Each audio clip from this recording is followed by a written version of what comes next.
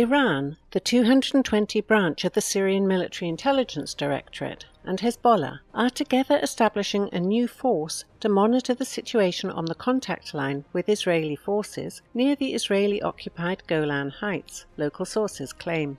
According to reports, the new force will be mostly made up of personnel of the Syrian Army and local fighters from the Golan Regiment armed group. Mamoun Jridah and Hazem Kabul, two local figures who are close to Hezbollah, are reportedly recruiting fighters to this new force. At least 175 fighters have signed up so far. The force will also be tasked with contributing security efforts in the area and preventing Israeli sabotage activities there.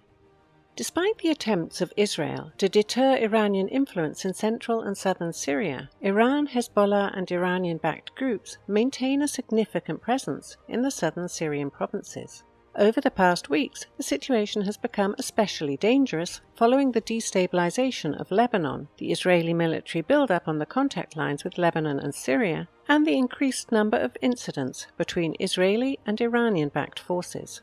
If the regional situation continues escalating, it's easy to expect that the southern part of Syria and southern Lebanon will become the hot points of the confrontation between Israel and the Hezbollah-Iran bloc. Late on August the 12th, the Turkish military and its proxies in northeast Syria launched several small-scale attacks on positions of the Syrian Army and the Kurdish-led Syrian Democratic Forces SDF in Al-Hazaka and Raqqa provinces. Turkish forces clashed with army troops near the towns of Al-Kazmiya and Al-Rashidiyah, and with the SDF near the town of Khor Hazan. Turkish forces also shelled the Ain Issa refugee camp in northern Al-Raqqa. Fire erupted in several farmlands bordering the camp. There are no confirmed reports of casualties resulting from this series of incidents. Since late June, Turkish forces have increased the number of artillery strike and tactical attacks on the Syrian Army and the SDF in northeastern Syria. These ceasefire violations go contrary to the agreements reached by Ankara with the US and Russia. Some sources even speculate that the Erdogan government is preparing for a resumption of full-scale military operations in the northeast.